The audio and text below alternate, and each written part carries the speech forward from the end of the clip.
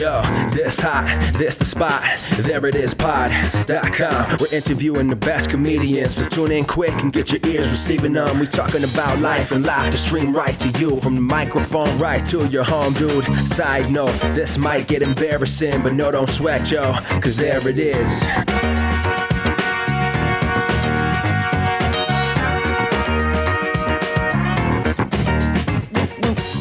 Welcome to the There It Is podcast, a comedy podcast for creators of any variety. I am your host, Jason Farr. Let's do this. Thanks so much for being here. Great episode today. We have comedian and writer Dan Wilbur on, and there's a show at Halyards that Justina and I have talked about on this podcast, and I've talked about on this podcast.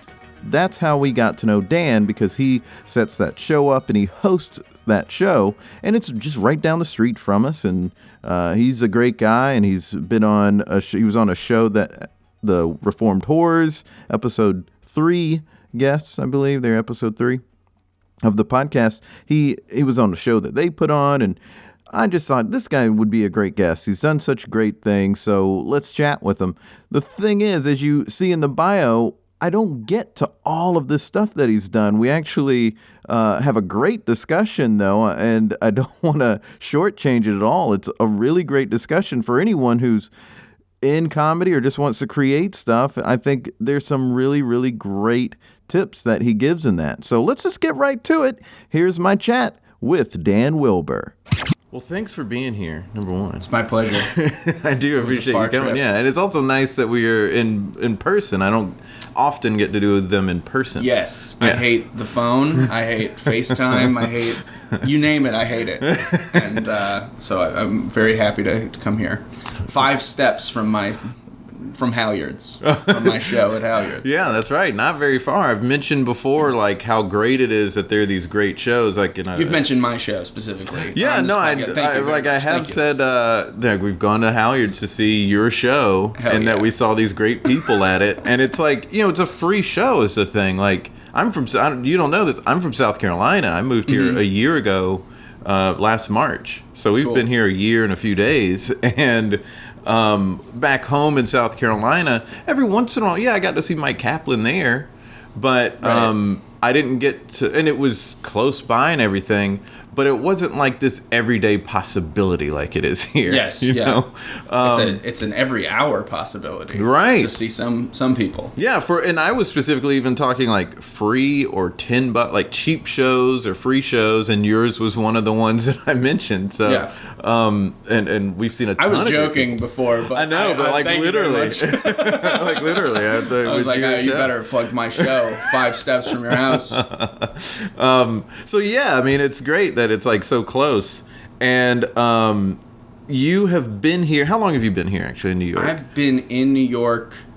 I graduated from college in 2009 through the old, folded the diploma. I couldn't even think of the word.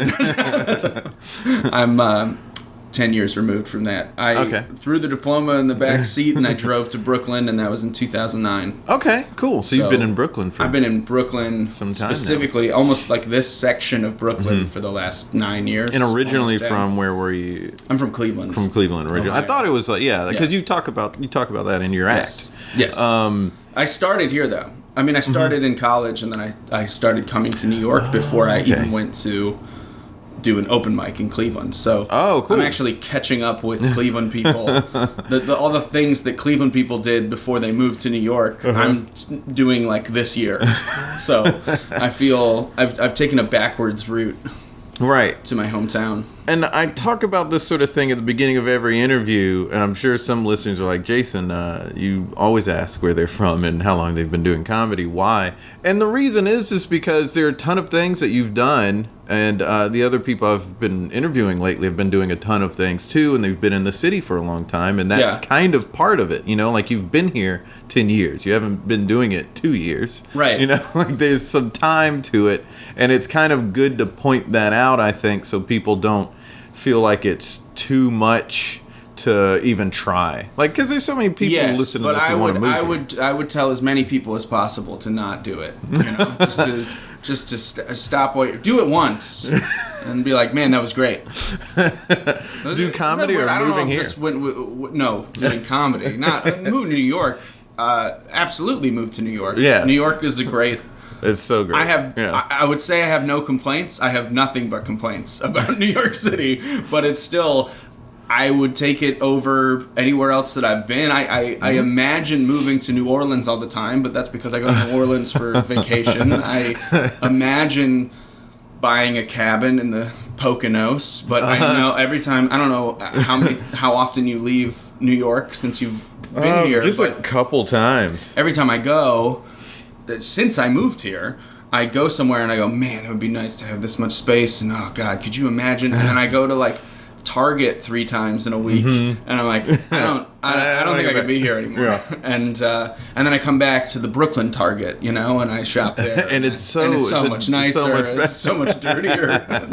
They haven't cleaned the walls of that Target. Anyway, well, it's nice when you can find the cheap prices at Target, like the back home prices. At the Brooklyn Target. At the Brooklyn Target. It's like, whoa, this is as cheap as it is in South Carolina. It's getting more. I know that it's like a problem that it's getting more expensive here, but I genuinely I think it's just a taste thing and not being 22 anymore and eating I used to, this is all I would eat every day was not ramen, Annie's shells and cheese, and then I'd put like tuna. I would spice it up with tuna, with some tuna and some corn and put some spices in there, and it was a 30-cent meal that lasted all day. Yeah. And now I can't tell if Brooklyn is definitely getting more expensive, like the price of living, the cost of living here, but also I'm just buying, fancier cheese. Right.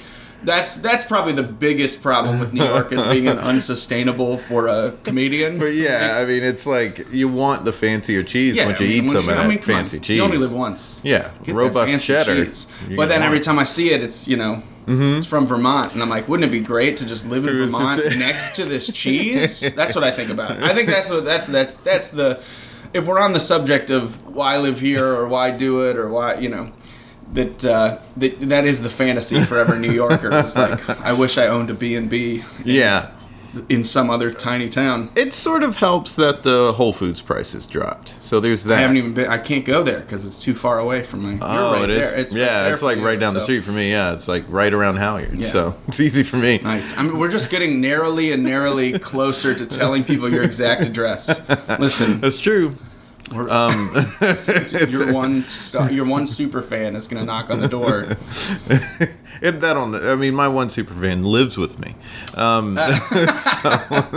Well, I will say though about like moving to New York for the comedy.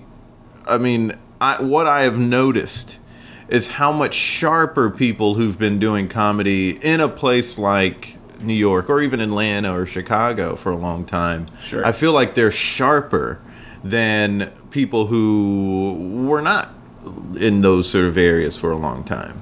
Yeah, I would call that capitalism. If you want to really boil it down, it's about like competitiveness. Yeah. And that if you want to, the biggest problem in New York is stage time. Yeah. And that requires hanging out and being around a bunch of people who are also desperate to get stage time, who are also adequate comedians when they start, usually. Because people usually come from if you came from South Carolina, you come from somewhere where you're like, I have grown out of this space. I will now go to New York.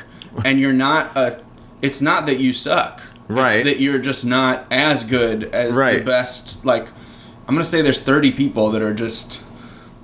completely out of your league that you see every day. You're just going to see them every day, and you're like, that person is much funnier than I am. That person works much harder than I do, and that's what Of course, everybody who moves to New York and does comedy is real sad. It has to deal with the imposter syndrome. Yeah. But the fact that you moved here and you've already done the work, you do have a resume, and you came here to get better. And then you're competing with people that are, you're competing with at least 1,000 people that are on your level. And then you're competing with like these 30 guys and gals who are working every club. It's probably more like 150 people. And because I walked into a club last night and like entered the back room, and it was wall-to-wall comedians. It was like a college party of comedians, and it was a Sunday. It was the Oscars when this I don't know when this comes out, but this was Oscar Sundays.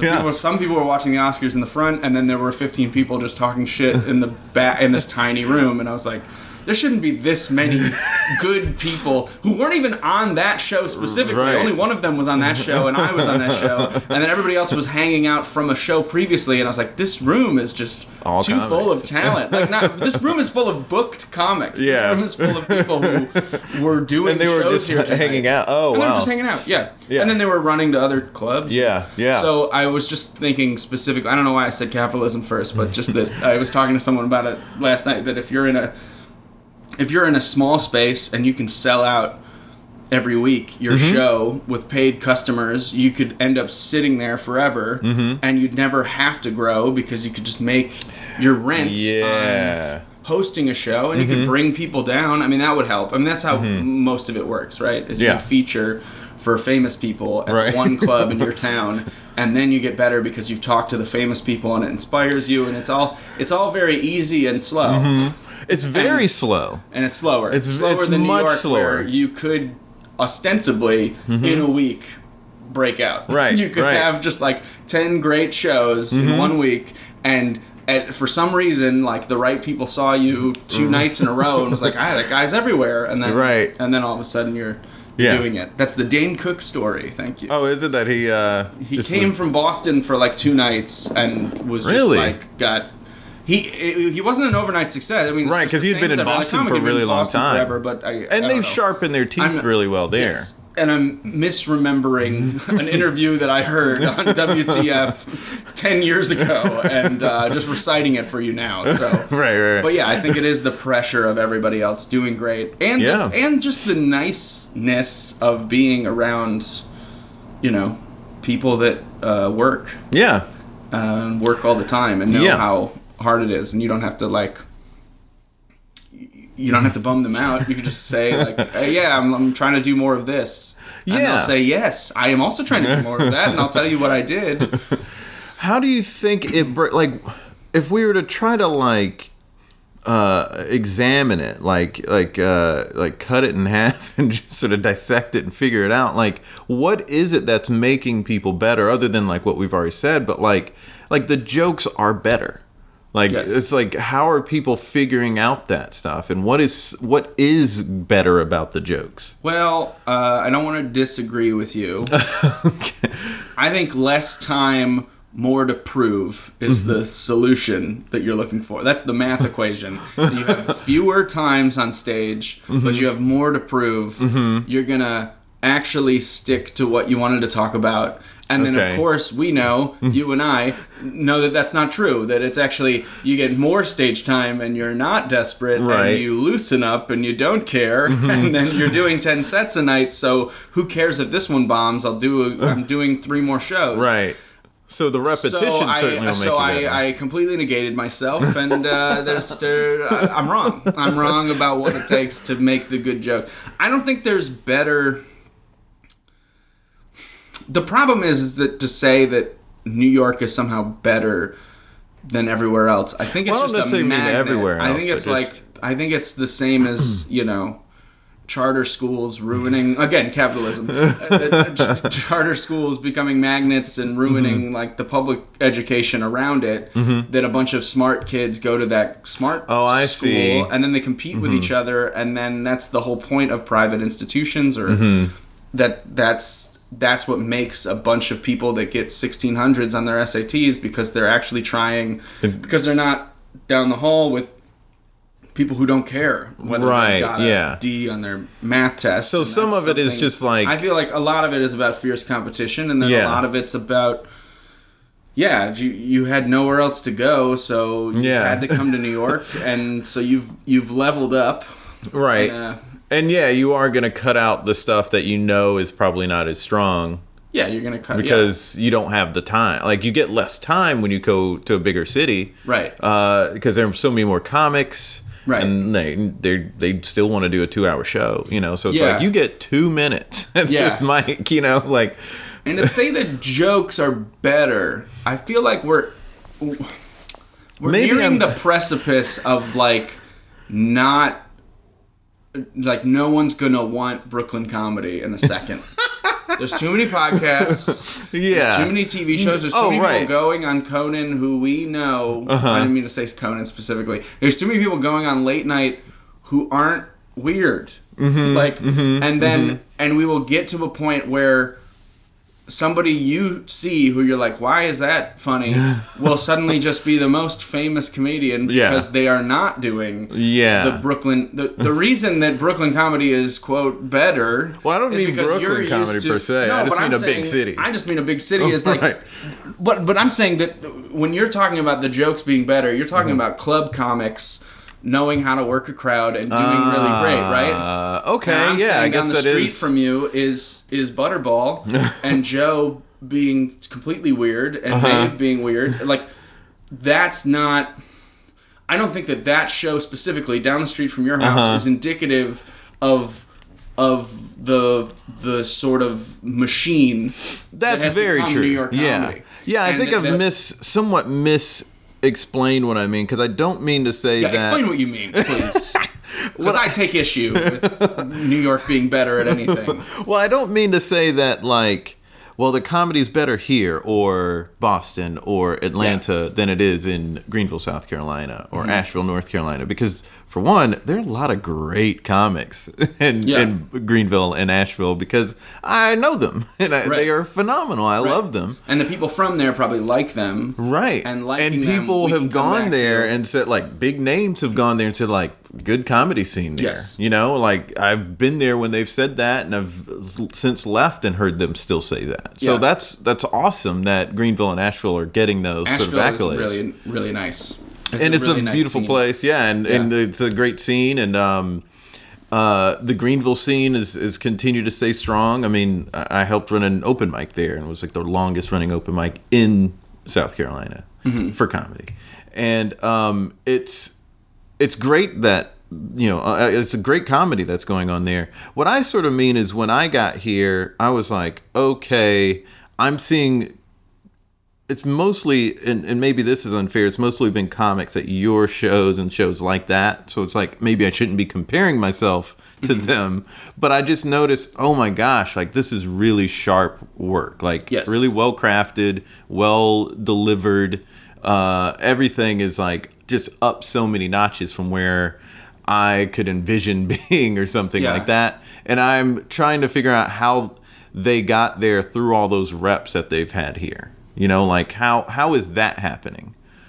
So I'm not trying to like do this region is not as good as that region sort of thing, but I am recognizing in myself. No, but you're impressed by New York comedy. Right. You are impressed. And I want to be that solid. Right. And so I'm wondering if we could dissect, like what is it that happens when people they move here and they get all these reps that makes them, like, what are the eureka moments that are making them go, oh, this is a type of thing I need to do to like punch up this joke and make it better or stronger? Yeah, I think you're missing the emotional quality of moving to New York to do anything, which is that, like, this is it. And and that's why everyone's sad in New York, is that you came from somewhere shitty and you moved here and you're like, this is going to be great. I can't believe people complain about this place. And then after like a year of living here, you're like, I live in the tiniest space I've ever lived. I'm not making it. I'm not better than anyone. I do not have the special thing that... Right. And you have a choice between either giving up and going home or giving up and getting a real job, which I don't know why you would do that in New York. Like, why you wouldn't go for the thing you're passionate about. If you move to New York. If you move to New York. You want to be a good doctor, but also in New York, and you want to be the best doctor in New York, like, you have to go for it. You have to do it. Yeah. And so you come to that realization and you decide you're not going to quit no matter how many times you bomb or how good it's going. You're going to keep getting better. And that, I think, is the thing. Like, when I think of people who really do it, like John Fish, who was on our show and just destroyed, and it seemed like he was just fucking around. Like he was trying new stuff. When I say fucking around, like when I fuck around, it's terrible. I'm just trying out new premises, which is not what you're supposed to do. You're supposed to sit and go like, all right, I have this premise. It is not ready. I'm going to work on it 3 or 4 times before I do it at this place, and I'm going to act like I'm screwing around, and, you know. So John, I think, has been doing it so long and has been touring so long that he knows when a bit is actually ready to be told on stage and has spent that much time writing, and that John spends a lot of time, you know, doing yoga and meditating and having a podcast about. That's what I was just listening to this morning. It's that Spiraling Up is a great podcast about surviving in comedy. Okay. And for me, I think that part of the survival mode isn't a stress, but an actual self-care that you're gonna say, I'm going to New York and I'm gonna make it come hell or high water, and that requires more than grit. It requires actually going to Whole Foods and buying food that's not bad for you and surviving for a long period of time, knowing that you're doing it and working hard every day doing it. So I feel like, and I don't want to judge anybody in a different place, but if I was in Cleveland and I was working some other job and I was trying stand-up, you're still just trying it. When you make the choice to move to LA or New York or even Chicago or Atlanta or some bigger venue, you're not trying it anymore. You're doing it. Yeah. And once you're doing it, you're focused. Even if everything that I do that's like a break from stand-up stresses me out. So that's probably, then that's the biggest problem with comedians, is that they never fucking turn it off. And that when you're in New York specifically, you're walking around saying like, I'm a comedian. I'm getting on the train to go to my spots because I'm being proactive about the thing. And then when you're sitting at home and you're like, I'm watching Impractical Jokers for the 8th time today, you're like, I'm a piece of shit. And why would I live here and spend thousands of dollars on rent and say that I'm doing this thing and then not do it. So you have to do it. And stay inside all day too, you know, like why do that? Which I do. I mean, like that's a different, that's all about self-care. It's like you have to, you have to go outside. Yeah. You have to bump into people, and it's nicer to live near comics, and the more comics you can live near and the more times you can schedule talking about comedy or just running bits and stuff with people, that's like table work for your shows at night. And the more time you can spend in a coffee shop instead of at home playing vintage video games like I do. That is, sometimes vintage video games are part of self-care. I'm saying this out loud, yes.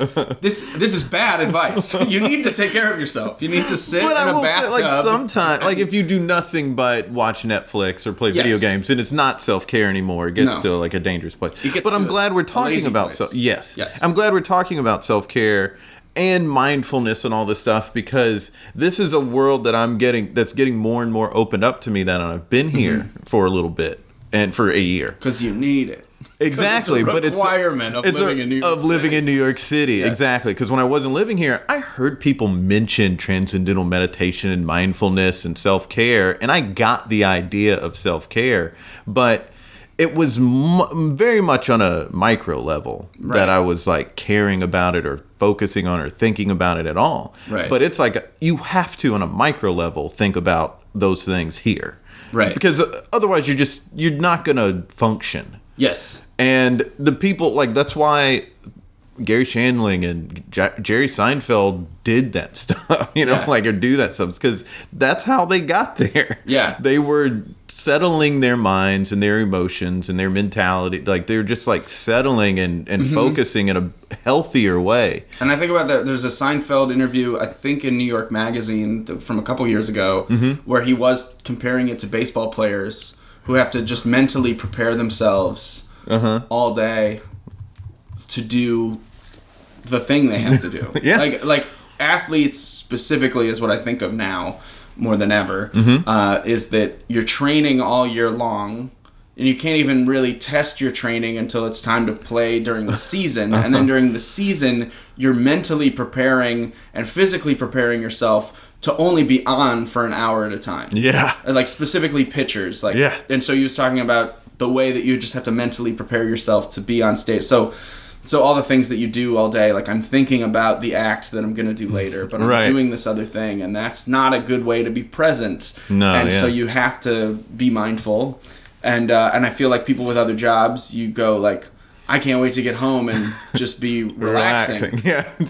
And comedy is this like weird perverted version of all of that stuff. Absolutely. Where you're sitting and being like, I am sitting here and I can feel myself working, and that's bad. And I do need to mentally prepare, and I do need to worry about the outcomes of the thing. Yeah, but I do need to do some of that work, but you need to do that mental work of thinking about what you're going to say and thinking about what if this happens. But you don't need to do the mental work like all the time. Right. And that's why we need to turn it off. And why people in other cities, I feel like if I was in Cleveland, I would be like at my job and I'd be thinking of jokes while I was at my job, and I'd be like, I should really be focusing on my job. And I have this healthy outlet, but it'll eventually become unhealthy because I won't be doing my work. Right. And then I will go home, I'll do the show, and I'll come home, and then I'll spend a week like not doing any comedy or any work at my job. Yeah. Which is what would happen. And New York is an every day, every minute, like you're thinking about it, you're doing something so you then can get to the place where you're doing it more. That's like being an athlete, I think. Yeah. Keeping a maintenance of your body and mind. Yeah. But still being in the zone. Yeah. To be on for that hour. Absolutely. And it takes a lot of like just being in some sort of control. And if you move to a city and you don't have that control, and then the like spiraling down that happens of like moving here and like, oh, this isn't going how I thought it would. Yes. Oh, I'm worthless. Those thoughts come in. Then you have to be able to stop and let some of those negative thoughts pass so you can just focus on what you need to focus at that time, and then move on to something else. Yes. In a healthy way. Like that's one of the things that like, because I also do improv, and there's in stand up and in improv, if you're just doing that and thinking about that 24/7, you're going to get worse at that thing. Right. All of your improv is just going to be, I heard someone else, I'm cribbing what someone else said. I think it was Louis Kornfeld at the Magnet who said this, but your improv, if all you do is improv, your improv is going to be about improv. Of course. And your stand-up is just going to be about what it's like to hang out in the back of the room with other stand-ups, which the average person can't relate to. Yeah. And so your comedy won't be relatable. Yeah, stand-up's the weirdest, especially in New York, for if you do too many mics, your mind kind of turns to mush. Yep. And then also you're just going for... You almost become like a shock jock, but for suicide jokes. Like you're just you're sharing the darkest material that you have and the creepiest like sex stuff, because you've just been surrounded by like 30 dudes who have shitty jobs that they don't like, and they come there to bitch, and then like 5 women who are like, I'm uncomfortable here, and then talking about how uncomfortable it is because men are making it uncomfortable. Right. And then telling jokes about that, and that's not very healthy or relatable. No, yeah. And you're only making some people in the back of the room laugh. Right. And the people in the front who maybe were the paying customers. And you know what's good? You know what's broken me out of that is that I was so overloaded with comedy and became so burnt out at some point that I just started watching dark things. And I think everybody goes through this period of... yeah, me too. Yeah. Recently. It happens all the time. I mean, I would say it's like a yearly... I'm describing seasonal depression. Like, I don't like comedy anymore. I don't like anything anymore. I'm not going to exercise. That's why I just went through it. Yeah. I was watching the confession tapes on Netflix. I've practically binge watched this very depressing show. Yeah. It's compelling, but you know how like you watch like Forensic Files or The First 48 and it's like, oh, this stuff is really sad, but it ends with justice. Sure, there's closure. Confession tapes, on the other hand, is what about the times where the cops and the prosecutors got it wrong and they screwed somebody over? Jeez. And so at the end of every episode, you just go, there's no justice. Right. That person's going to sit in jail because they've used all their appeals and they probably didn't do it. Right. That's the end of every episode. Wow. And I just watched that for like 2 weeks. Imagine during this time of year when you're not doing what you want to do with your life the way you want to do it. But it's a bad idea. Continue until you hit rock bottom. You find that one where you're like, I just can't be watching this anymore. Or it'll get funny again. And I'll tell you, well, there's two things I want to tell you. First is I just saw Patton Oswalt talking about his late wife's book, which I was reading, Michelle McNamara's I'll Be Gone in the Dark, and he was discussing it, and he said that she said, and he agrees, that closure is bullshit. There is no closure. And I feel like you and I, we're about the same age. We grew up on TV.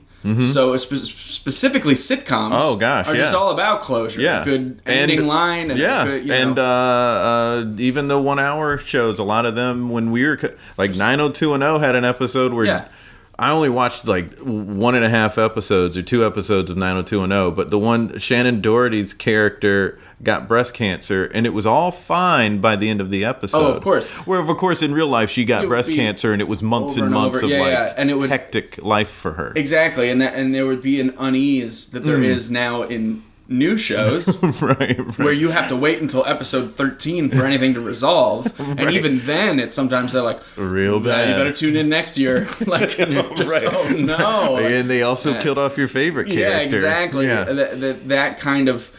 That's more relevant to now, where we all understand that closure isn't really a thing. It just is going to be a recurring. Whatever your story is, it's going to keep coming up, and you can keep dredging it up. Yeah, you have to continuously. It's like forgiveness isn't something that you forgive somebody once for. Sure. Like, and this is like forgiving a parent or something. Right. You forgive them for whatever during your childhood, and then it's fine for the rest of your life. That's an active thing you're going to have to come back to several times through the rest of your life, probably. Yeah. Of like having to make a choice when those thoughts come to you, and bitterness about your parents come to you, where you have to just forgive them. So forgiveness and closure. Right. But seriously, it's like, that's closure. And like, it's moment by moment through the course of several years. Yes, and I used to think that closure was important to writing a joke about something, or writing a story about something, that specifically relationships are the easiest thing to write once you've written the person off. And if you're a real asshole, you can do that to everybody. You can close the door on every person you meet, and in fact, you do it every day in New York. Somebody does something. Somebody opens curry on the train. Oh, God. You write that person off, and you're like, I'm already writing the bit about what this asshole's life is like. You don't know anything about this person. You have shut the door. You're never going to see them again, but you just got all the information you needed, you know, and you're writing the screenplay about their life already because the door is closed. You feel that the closure is there. That's false.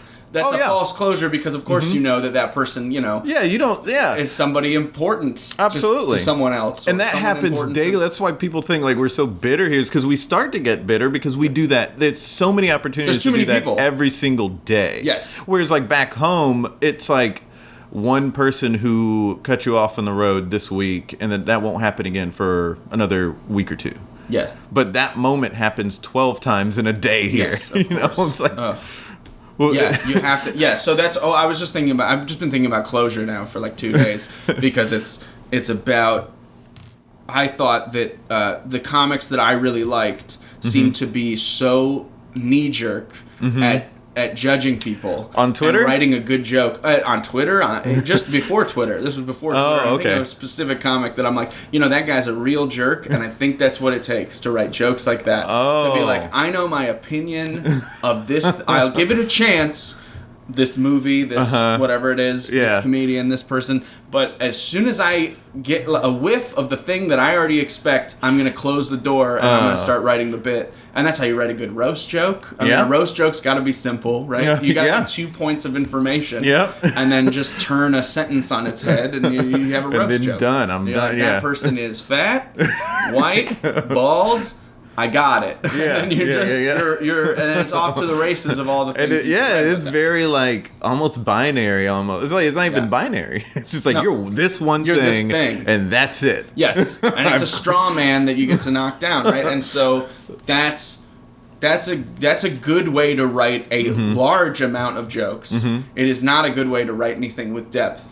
Because nothing has closure. I mean, if there is no closure, and Oprah's been lying this whole time, right? Isn't she in charge of closure? I think she was in charge of talking it out. Yeah. Yes. Like and I do want that like new age Oprah who's like, okay, we got the ball started on talking it out, but we're gonna have to keep talking. Yeah, I know, right? She's like talking it out. Actually, I changed my mind. We have to keep talking. Well, not necessarily her, but anybody. Yeah, anybody. I mean, it could be Steve Harvey. No, I don't know. Wait, I want to go back to the second. And the second thing, I was just about to ask you. The second thing was this is the second thing.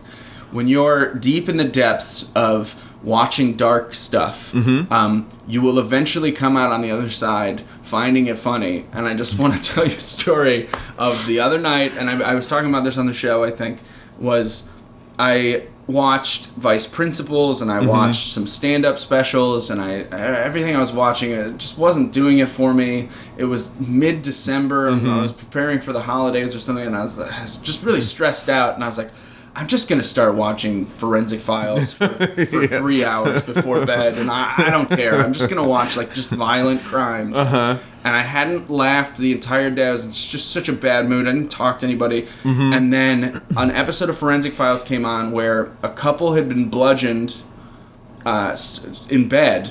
Oof. And there's blood everywhere. There's stuff all over the walls. But the husband had, like, trailed blood all down the steps and had gone in the kitchen and then eventually died at the foot of the stairs in their home. And the investigators were like, what is this? Did the husband do it? What happened? And it turned out that this guy had been bludgeoned like 30 times. But the lizard part of his brain was still intact, and he got up and did his morning routine of like he went out and he got the mail, he got the newspaper, and he made himself breakfast, and they did this reenactment of him like not knowing he had been bludgeoned, going and like pouring cereal, and I could not stop laughing. That is insane. I was laughing so hard. I was like, this is so funny. I pray that this is how I go out as a bludgeoned person who's still like, well, I gotta go do stand up today. Like to just see like the blood spurted out like all over like a legal pad, and I just think it was so. I mean, I've never laughed hard. I was laughing until I was crying. There are things when I can't remember anything specific offhand, but there have been moments on that show where like something happens, and then I just like automatically go to a joke. And I'm like, oh, that's a dead person. Maybe I shouldn't make this joke about them. Listen, this is another piece of advice that I just garnered from the Daily Show book, An Oral History. And it's Stephen Colbert saying, leave your soul at home. You're there to get something. So they went and interviewed all these people. He's like, then you can edit later. Like, all you did was when you went and did this interview, and you left your soul at the door and asked the question that needed to be asked to get the thing on tape, that was mean. Like, what you did was mean, but you got the thing. Yeah. And then you can go back and you can edit and say, is it ethical to put this on tape? Oh, that's a really good point. And they are very, is the word strident? They're very emphatic about the idea that the people they talked to wanted to say those things. They did not edit around the interviews to make it seem like they're crazier than they were. Right. Maybe they edited for timing. Yeah. But those people, like when they're interviewing someone, they're speaking from the heart. Guns for Tots. Right. You know, that they want to come to the middle of Chicago and start giving kids guns. Yeah. That those people have an agenda and they want to say it. They want to be on TV saying those things. They didn't edit it to make it sound like they said something different than what they actually said. They clearly showed. That was what. Oh, go finish your point. No, that was it. You leave your soul at the door to get the bit. You should never be self-censoring yourself before you've even written it. Right. Yes. You should sit down and write it and be like, ha. And then you can ask your girlfriend, can I say this thing about you on stage, or do you want me to say it about someone? Is this no good? And that's actually more dangerous for your life than going on stage and testing it, because they'll tell you if it's funny or not. Oh, you sound like an asshole. You could actually just go do it at a mic first, and then bring it back to your girlfriend and guiltily tell her, I wrote this joke about you. Yeah. As long as it's not something personal about their family or something. Right. But well, that's where they're like, two things about that. One, a smaller discussion is where I think, well, maybe it's not really a smaller discussion, but I think people have been wrong about Daily Show in the sense that they've learned the wrong lesson from it. Because what Daily Show was trying to do and actively trying to do is like get the person to say what they actually want to say, accurately show that on air with their jokes, right? Right. And they're making jokes. Where now you have a lot of people who are trying to emulate that, but they are trying to make points. They're not trying to make jokes. And they, on Twitter at least, will totally misrepresent what somebody said. So they're not as strident about they're not as strident about getting it accurate as Daily Show it was. Yes. And is. And they and they were also very particular about being funny first. Yeah. Their main goal. Right. And so they really pissed off people on the left. I mean, I remember seeing like this. David Jaberbaum came to our school and like spoke to us about the Daily Show at Bard, and a woman stood up and was like, "The people at the National Lampoon would have given their lives to stop the war in Vietnam," and he was like, "No, what are you talking about?" How did Animal House end up doing that? So, yeah, what are you talking about? What? And then you watch like the movie that just came out on Netflix of all these guys just doing coke and acid and they're Harvard grads who just wanted to have a funny magazine. Like none of them were. There's never a moment where it shows them protesting. I don't remember seeing like a. Right.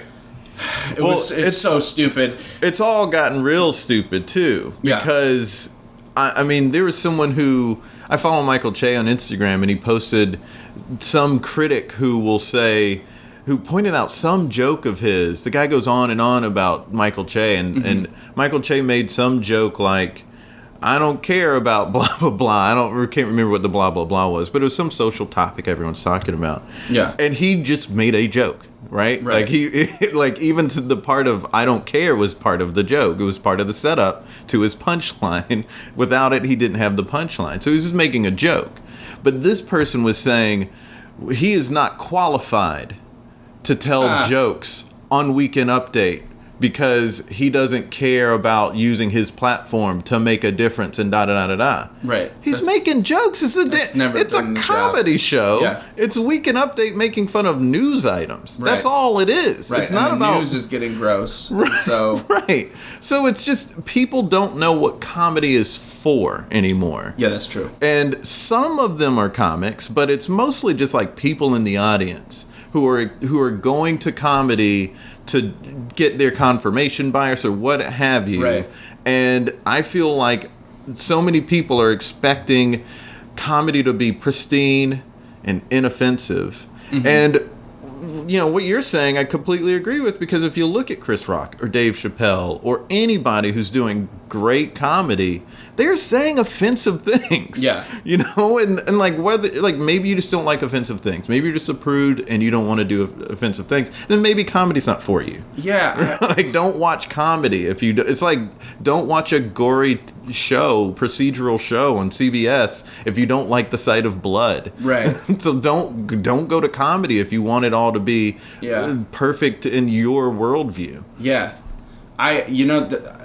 It's a huge problem now since Trump. Yeah. Because I'm probably more liberal, specifically on my Twitter or whatever.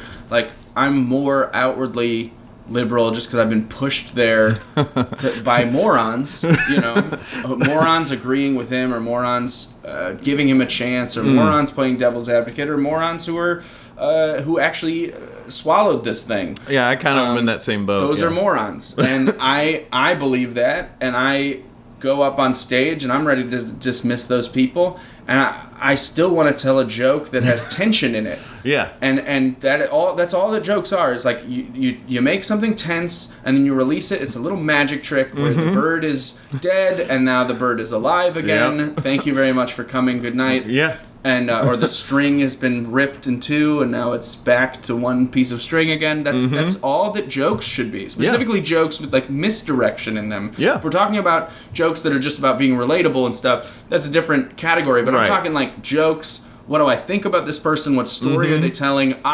They tricked me. I'm back to laughing at the thing that I shouldn't even be laughing at because I have a liberal sensibility.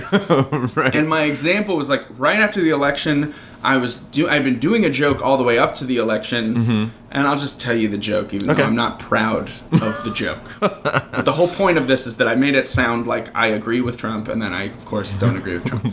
But Trump and the HUD guy, Carson, had both said that the Muslim way of life was not copacetic with the American way of life. Mm-hmm. And I was like, I'm sorry, guys, but I frankly agree. Because I don't know if you know this, but one of the pillars of Islam is fasting. Mm-hmm. And America's like a fifth meal kind of a place. And like, we don't like the fasting. And so you got to give credit where credit. And it was a dumb joke, like barely a tweet. I mean, I chuckled at it. It's funny. Fine. It makes me laugh. Yeah. I said, like, I just want you guys to, like, I agree with Trump that the Muslim way of life, like I got to that sentence and I got booed multiple times. So I was like, I'm not going to do this joke anymore. But like, usually I would get booed. I'd like put a finger up. Right. I'd tell the rest of the joke, which is actually an understanding of somebody else's religion. Uh-huh. And I'm not defending, like, it is still offensive. It's an offensive idea. Yeah. I get it. I stopped telling it, but I got into this long conversation with a woman who basically was like, there's already tension in the room from you being a white straight man. And I was like, I was so pissed. Except she's right, and I edited things, and I get up on stage now, and I'll open with like, "Hey guys, I'm white, but I'm not that kind," and then like it'll immediate tension, immediate break with the tension of this guy's on our side, and we can laugh or whatever, right. So that even if I am going to do an offensive joke later, I'm not. They're already on my side. And then you can trick them again and be like, well, there is this other thing. Like, what if I didn't vote for Hillary? That would ruffle some feathers first. I just think, listen, as a black guy from the South, I have gotten a pretty strong sixth sense. Yeah. For the people who are gonna engage in some microaggressions, right? Mm-hmm. I can sense it. I don't know if you saw the FX People versus O.J. Simpson. Oh, yeah. Do you remember that scene when they had... like, sorry, I was like, come on. Oh, yeah, I know, yeah. We just discussed that I can't watch comedy anymore. I'm just laughing at the... Oh, God. But that scene when Darden said that he met with Furman and he just got a bad vibe from him. Do you remember that scene? I don't remember it. And he's like... There's a scene where he's telling him, like, listen, I don't know how to explain it, but just, like... Trust me, I get a bad sense of this guy. Yeah. Right? I knew exactly what he was talking about because I have that same sixth sense that he was referring to. You just pick it up on people. Some people, though, they don't have that sixth sense. They're just seeing a white man, and they're automatically saying, this guy's probably not on our side. Right? Yeah. And that I do not agree with. I understand, like, people are touchy about a lot of the subjects. And when somebody who looks like who could work for the Trump administration says, oh, I agree with them, then you maybe are made uneasy. Yeah. But it still seems to me like those people don't understand comedy. Yeah. And like, I want to say I didn't open with that joke. I know that it was touchy. I knew it was touchy. And I'd wait until I get to something and then say something. I agree with this. Like, it is weird I open my mouth and people are like, I assume have a number of us like, oh, that is a Midwest, probably like he's not speaking. If I had a Southern drawl, I would understand like a little bit of prickly. Maybe he agrees with this thing, maybe he doesn't. But even then, and that's all the comedy is a set of assumptions that you're breaking with. Okay, yeah. If you could make a character that did sound like he agreed with everything Trump said, and then kept like. I mean, that is what Colbert is, right? Colbert is O'Reilly. He is saying, like, you're making a set of assumptions of that guy's just... like, it's even more meta because you're saying that guy thinks this, that character thinks this, and then occasionally it would break. It would break down, or it would be so over the top that you'd be like, he must be joking. Right. And then you find out that, like, the real Colbert is... He's Catholic. He's still liberal. Yeah. But it's like, which parts does he agree with? And you probably will never know. And that's better. Yeah. Who knows? Because who cares? Because he's doing comedy. Exactly. Yeah. That's my thing. I don't know. It's like there's so much stuff that it's like people don't understand the nuances, and we can't have discussions on the nuances. And I understand why that's hard online. Well, I do want to say that you can have discussions, and that woman that I was speaking to, we did have a discussion where and it started with her being extremely angry, and it ended with her being like, I get it, and I know what you're trying to do, and I see what you did, and I get, like, but eventually we came to an understanding, and I wish I were friends with, I wish I had her phone number so I could call her and be like, what about this bit? Yeah, we're having a discussion of nuances. So well, you can have, and but I was just saying that if you wanted to, you can't be mad at somebody. First of all, you can't be mad at a man for being defensive, ever, because it's rude. And if you attack somebody and you aggressively say, like, what you said was fucked up, guaranteed they're gonna say something back that is defending what they just said. Of course, so, like anyone, or at least just in demeanor, if you just attack them, that's what not everyone, but that's what so many people are getting wrong online right now. Yeah, is that they think they should just dog the other person. It's like, like even as a liberal, I thought that trigger a conservative in 2 words hashtag that was trending a couple days ago on Twitter. It's like, well, that's dumb, because now you're just trying to insult them automatically, and now you're putting them on the defensive. They're just going to dig their heels in more on a point of view you want them to change. So maybe don't go with that approach. And the difference is there's a group of people, I'm not saying this is about conservative or liberal, but there is a group of people specifically online who, when you say, hey, that joke offended me, they jump to the First Amendment, which is really stupid, because the First Amendment guarantees that the government will not step in when the two of you are bitching about something. And you don't have consequence-free speech. You have the freedom to say what you want, and they have the freedom to say something back. And it's important you wouldn't be a good artist if you didn't listen to somebody else's criticism. But, on the other hand, if I'm like, fuck you, I'm going to keep telling that joke, fuck off. There's no, I don't tell the joke anymore, so she won. But I'm just saying, like, except I told it on a podcast just now. So, well, it does help to, like, be aware of how things are going to come off. Because whenever I do jokes about race, there's an uneasiness just because right now people feel kind of bad about how people of color have been treated. And if it's a room full of white people, then there's just like white guilt, and they don't want to laugh at the joke. But I'm like, let me just take this opportunity to tell you, they want to laugh. Sometimes they definitely do, but some people don't. You have well, it depends on where you are, I guess. But there's, I'm just stealing this from Neil Brennan, that he was like, the opportunity that a black guy presents on stage to a white audience is really powerful, because white people don't have a lot of black friends. Just in general, we don't have, like, if you're not in comedy, where you have nothing but black friends, that there's a good chance that you don't speak to a black person on a day-to-day basis. And so if you reveal something that is different or the same, that they do shop at Whole Foods. Now I'm this borderline racist now, but I'm just saying, like but that to is white people. To white people. To white people, because they don't, there is tension, there's no tension for a black guy hearing a white guy speak. That's just called the news. Yeah, that's just every day. We're used to it. Yeah, we're just, I guess these people talk all the time. But you can feel it in a room. If a black person with something to say gets on stage, the white people turn on. They're ready to listen, at least. Maybe they'll be offended, but I can't think of a thing in recent memory, in the last 5 years, where a black person said something on stage that I saw that white people were aghast or offended by. They just aren't. They're not. They're maybe something sexist. I've definitely seen people say something sexist or transphobic or homophobic, but I've never seen them say something that's like, this is how black people live, and then white people being like, like, it just doesn't happen. There are a few in South Carolina who do that. Of course. I've had arguments with them. I'm speaking as a person who hasn't left Brooklyn in 5 years. Yeah.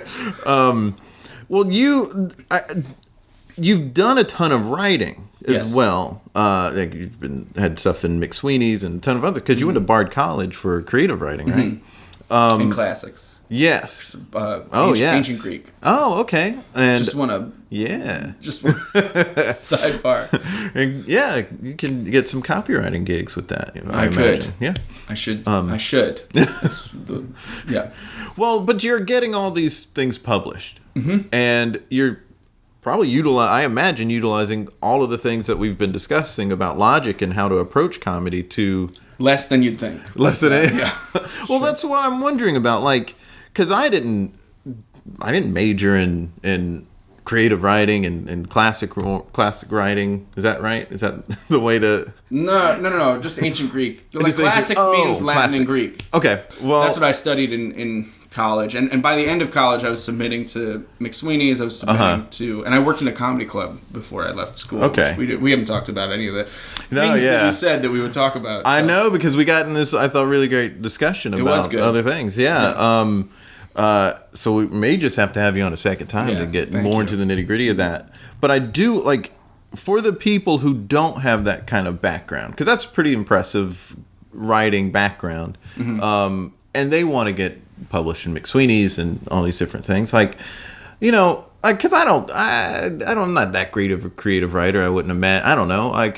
I would be thrilled to get something published. How does someone make some good steps forward in getting better at writing and then getting good enough to be published? I don't want to be blasé about this, but you just have to keep submitting. Specifically, I'll say submitting, and that'll be your better piece of advice. McSweeney's is run by one guy. He's an editor. He's great. He's got an eye for what is good, and you can even follow him on Twitter. He's a good example of like a person that you could blindly pitch and get something on, because it doesn't pay. Also, right? It's just but they also don't sell ads, so you can't be mad at them. They're a Patreon subscription service now, so. If you follow him, he'll tell you, there's these really funny tweets that he posts about, like, sorry guys, we already have like 18 submissions about Trump's inauguration speech being about X. And it's like a really specific joke that he saw 18 times in one day.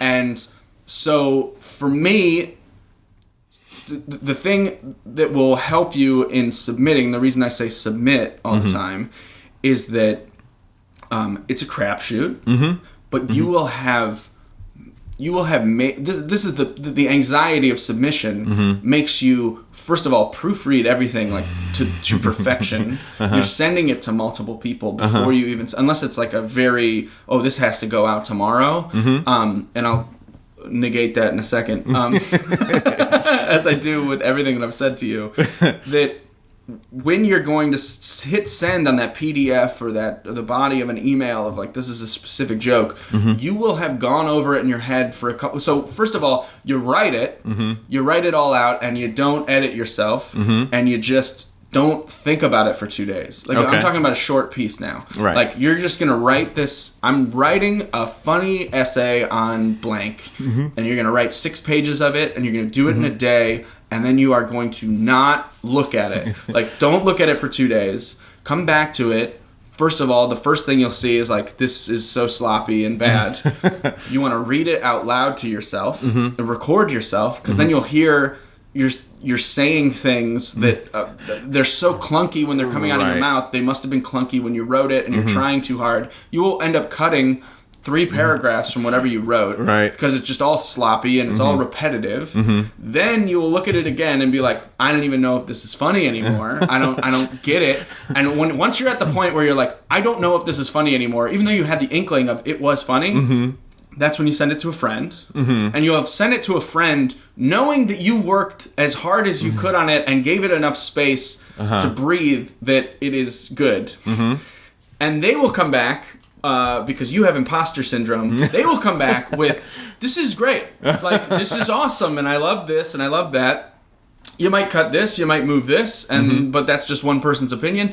Or they'll tell, if you have a real trusted friend, they'll be like, "This sucks," and I've seen it, and that's also good. That's also good, and it humbles you, and then you move on to the next thing. Yeah. When that's done, and you've sent it to a couple people that you trust and you know are funny, then you send it to somebody else, or you send it to your agent, or you send it to, well, if you don't have an agent, you can query for an agent, which that, you know, you can Google it how to do that, and then they will also give you feedback, or they will say good to go, and they will just post it, and maybe they'll have a couple edits. And I would just say, I have been told to never listen to editors, which is another funny story, because the person who said it was, I was working in a bookstore, and Paul Auster came in and said never listen to editors, and it was beautiful. It was a really beautiful moment in my life. He's wrong, and you should just, this is the thing. You should listen to You will send it, yes, because, and you should listen to the people you're pitching. Because you will pitch something that is so perfect, that you've spent so much time on, that you've let breathe, that you know is good.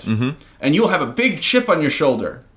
And they'll say, actually, we're looking for an essay about socks. I know you wrote this essay about video games that you played as a youth, and it was really funny. And it was really funny, and we trust that you are funny now. But we really need this piece about socks. Okay. It needs to be 600 words and about this specific gold toe sock. I'm just... say yes.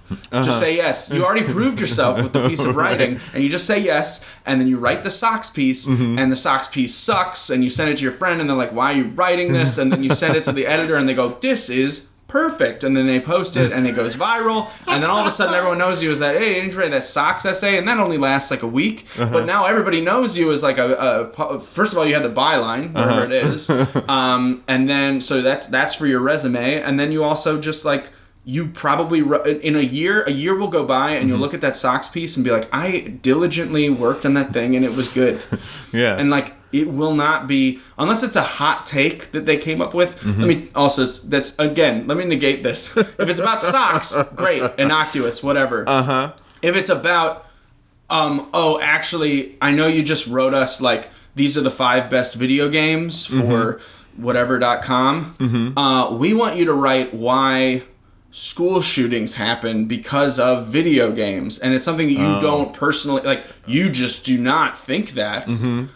Do not write that. Okay, do not write that piece. I'm talking about like when you're trying to write when you're trying to put out bullshit and they ask you to do different bullshit, just do it. Just do the bullshit. Don't do, and like that's the same as working at when I worked at Someecards. I regret that I dragged my feet on writing about, and you edited the Kardashians or whatever. I edited I was technically the eCards editor, but everybody at a certain point worked on the article side. And for me, all I wanted to do was write humorous articles, and I pitched every day. You had to pitch, and every day I got something rejected and something approved, and the more that I got approved, the more occasionally I'd sneak something in that I was like, oh, that was really good. Like there was one called like an interview with the happiest couple on Facebook.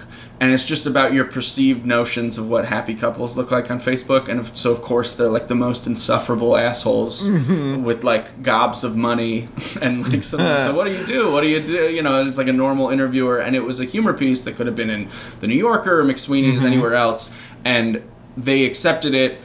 But I also had to write 5 other things that were about like they're putting out there's one called Burger King wants to scare you with their black buns, and it was about the Whopper at Halloween having black, like a food dyed black bun, and I had to write about that. I remember that. I remember that. And it was really silly, and it's something that like, if I were on Twitter right now and bored and they did that, I would make 10 jokes about the black bun. And so, but for some reason I was like, but writing this is bullshit. I want to write funny stuff. And now I look back and I was like, that was fine. I was just writing about Burger King, and I'm writing jokes about Burger King. Why current do I have such a content can chip help. on my shoulder? Yeah, I get that.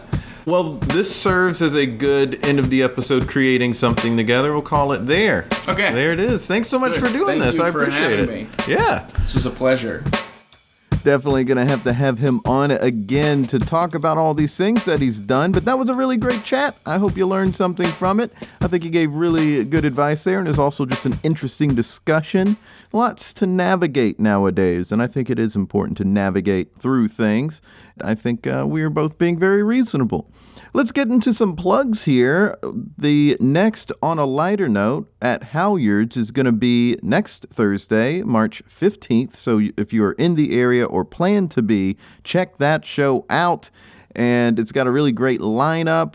It's got Mindy Raff, Clark Jones, Kevin McCaffrey, Mike Kaplan's on that show, so definitely check that out if you're going to be in the area.